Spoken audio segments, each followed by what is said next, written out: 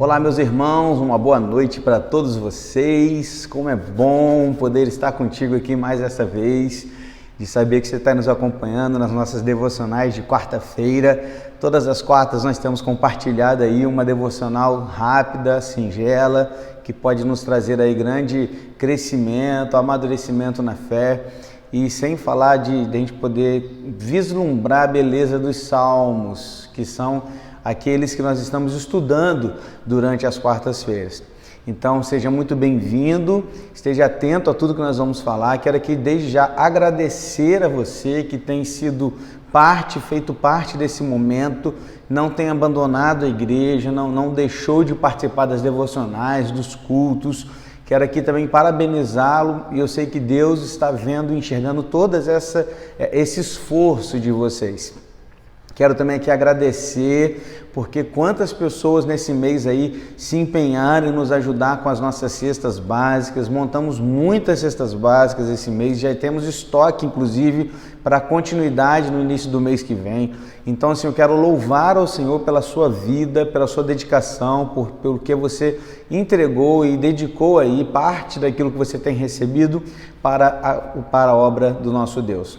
Também destacar aqui a importância dos nossos cultos presenciais, que já estão acontecendo todos os domingos, e como é bom ter os nossos irmãos aqui conosco, adorando, cultuando juntos. Então, se você ainda não participou, querido, não perca tempo, inscreva-se em um dos cultos. Você não sabe como, você pode nos procurar, que nós vamos mostrar para você o caminho para se inscrever nos cultos presenciais de domingo que estamos fazendo, tá bom? Vamos estudar mais um salmo, hoje o salmo de número 136. E hoje nós vamos falar sobre um grande louvor a um grande Deus. Por que o grande louvor ao grande Deus? Bom, primeiro que você sabe que os salmos são canções, certo? Então, sempre que você lê os salmos ou algum salmo, você precisa ler com a perspectiva de uma canção, de uma poesia. Não é uma carta escrita, nem um relato histórico, como o livro de Reis, por exemplo. Não, ele é uma poesia. Então, todo o salmo, por isso que a gente não fala capítulo 136, a gente fala número 136. Então, é o salmo de número 136. Por quê? Porque são várias canções, vários louvores, várias músicas, poesias. Então você sempre tem que olhar para os salmos a partir dessa perspectiva. Dito isso, o Salmo 136, ele ainda ele é chamado pelos rabinos de o grande Halel, ou o grande louvor, porque ele realmente é fantástico.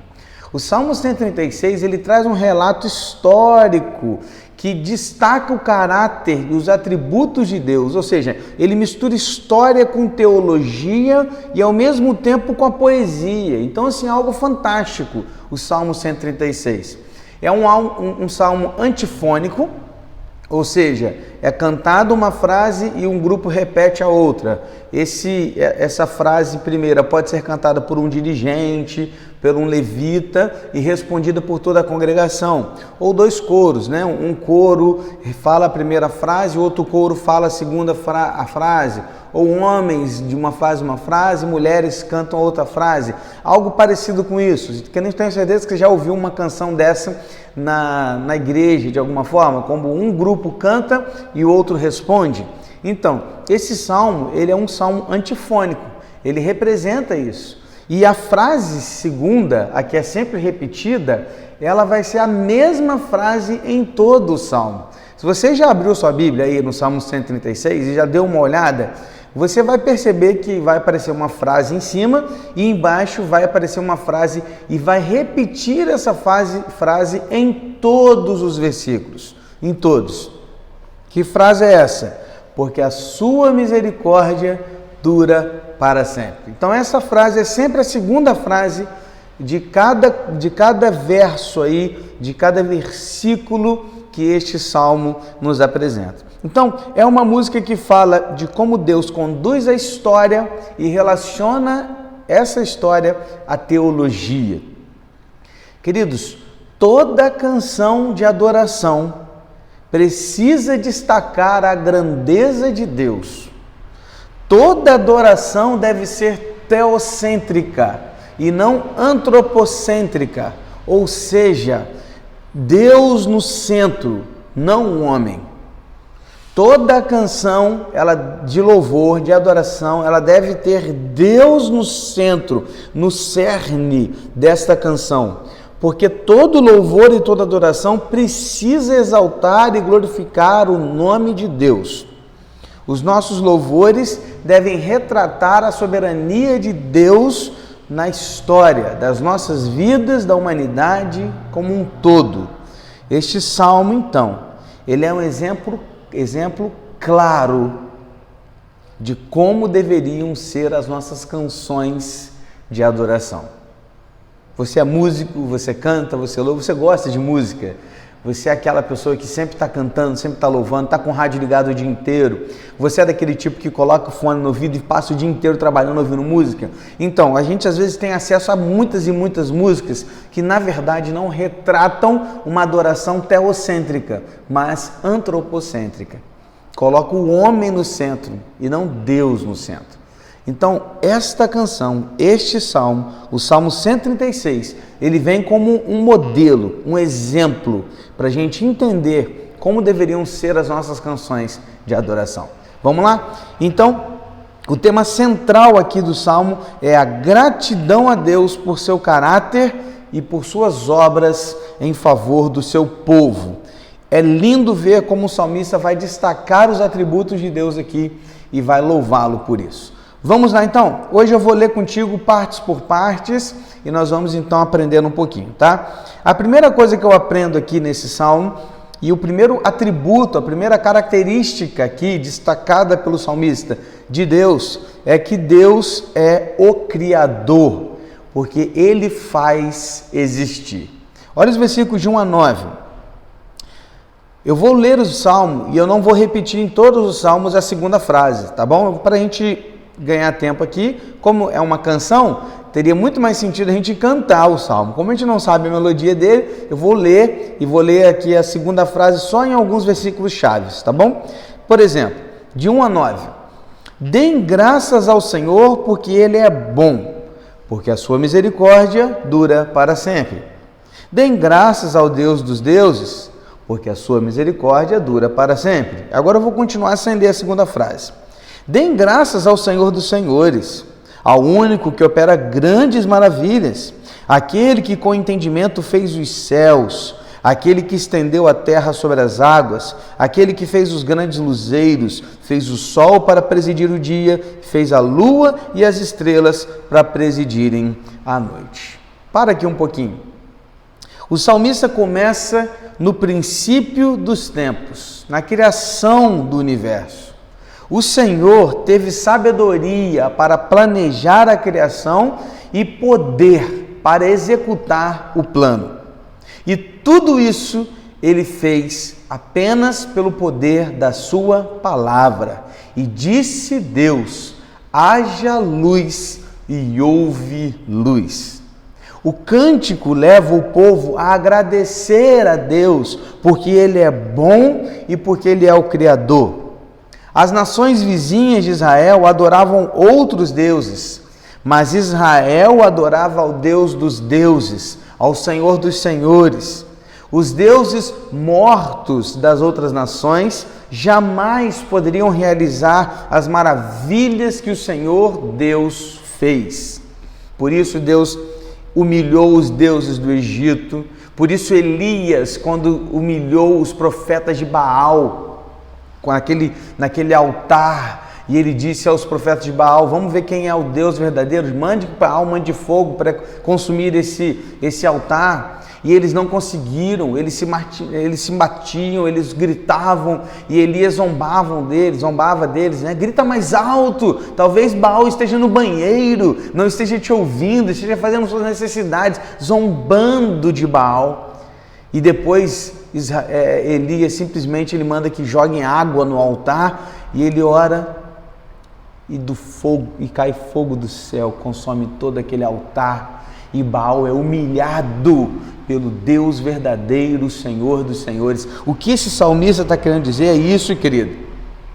é que o nosso Deus é bom, o nosso Deus é o Criador, é o Deus dos deuses, Senhor dos senhores, Ele criou todas as coisas e por essa razão devemos agradecer, devemos dar graças, devemos louvar e adorá-lo. E por que Deus fez tudo isso, pastor? Porque a sua misericórdia dura para sempre.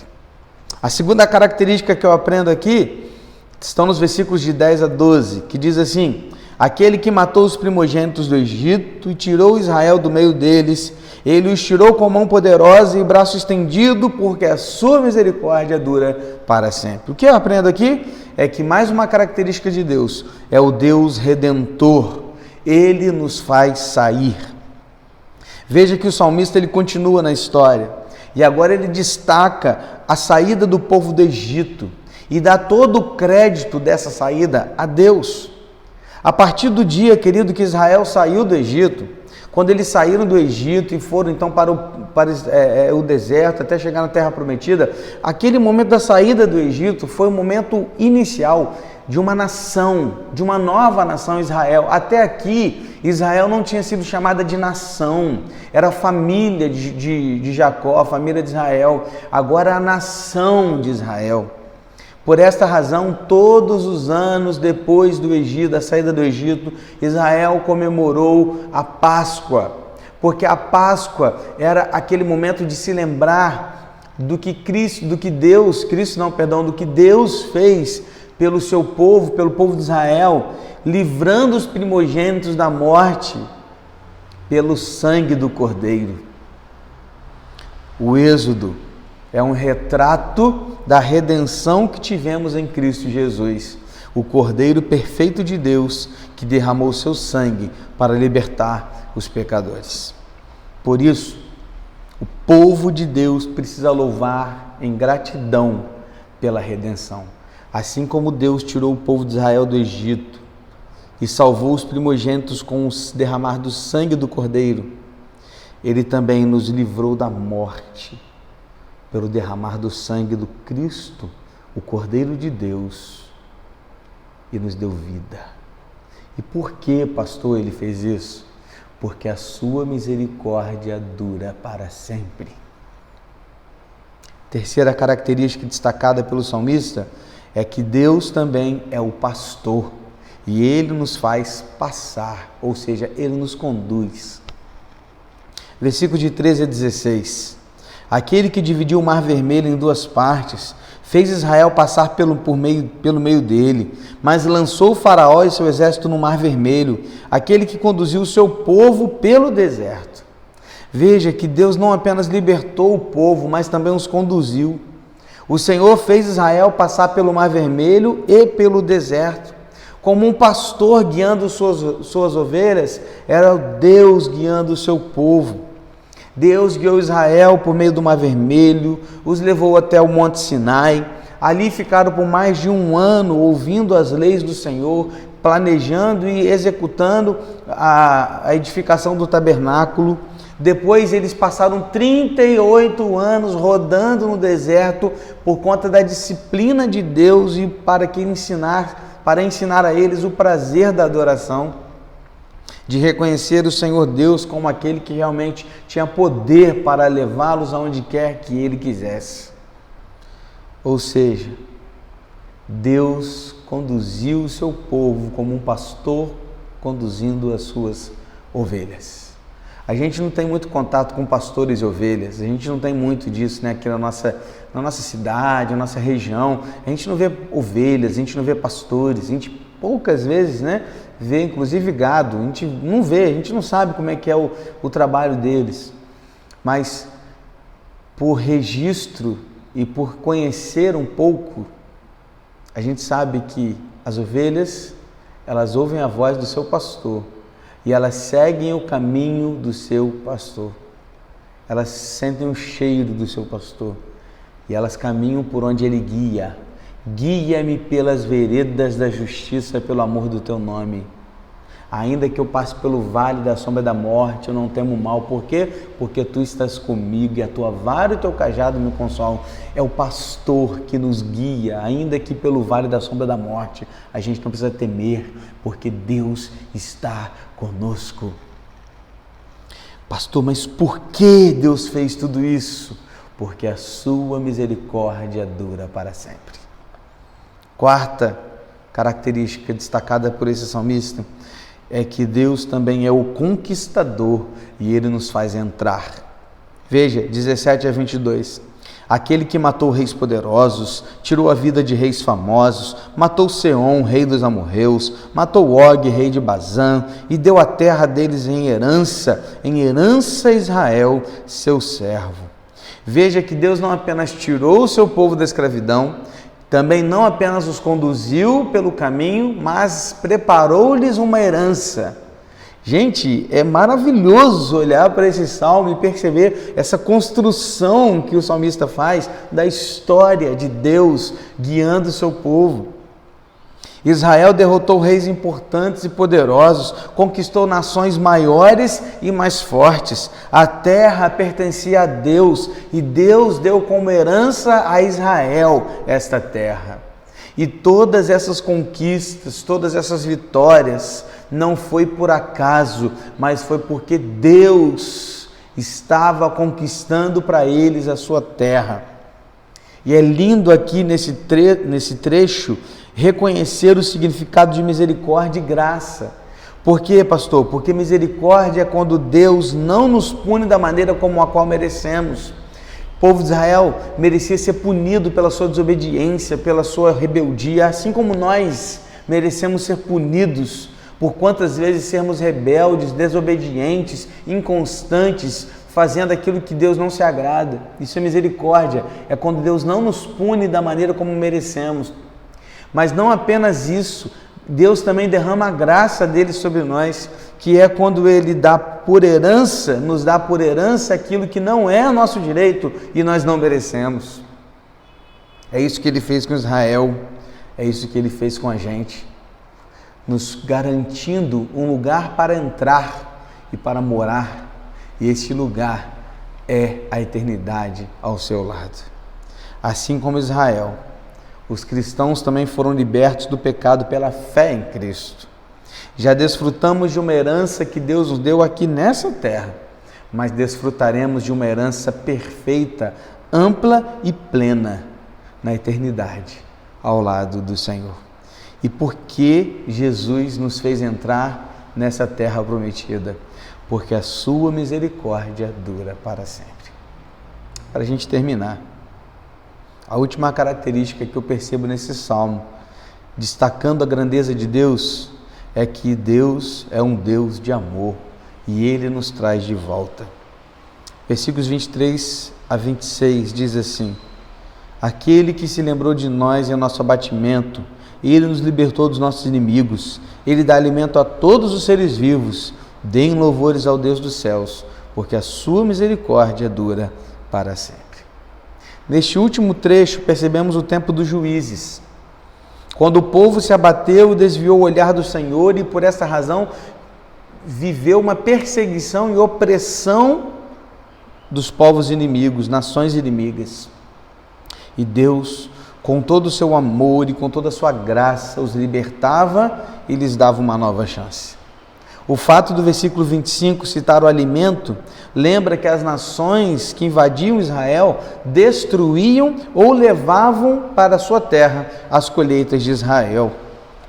Lembra de Gideão, quando estava escondido, amassando trigo, escondido, com medo de que o povo dos midianitas chegassem e levasse o seu alimento. O povo estava assim, sem alimento.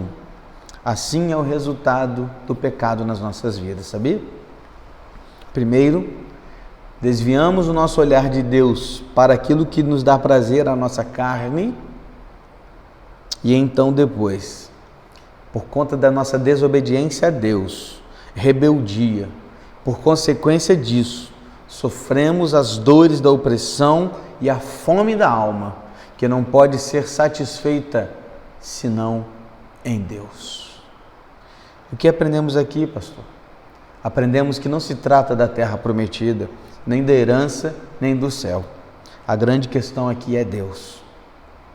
Porque o pior não é ser tirado do jardim do Éden. O pior é não poder ter mais relacionamento com o meu Deus Criador. A grande questão é que nós não servimos a Deus pelo aquilo que Ele pode nos dar, mas o servimos por quem Ele é e porque a sua misericórdia dura para sempre. Só há um modo de terminar uma canção como essa. Versículo 26. Deem louvores ao Deus dos céus, porque a sua misericórdia dura para sempre. Deem louvores. Deem louvores ao Deus dos céus.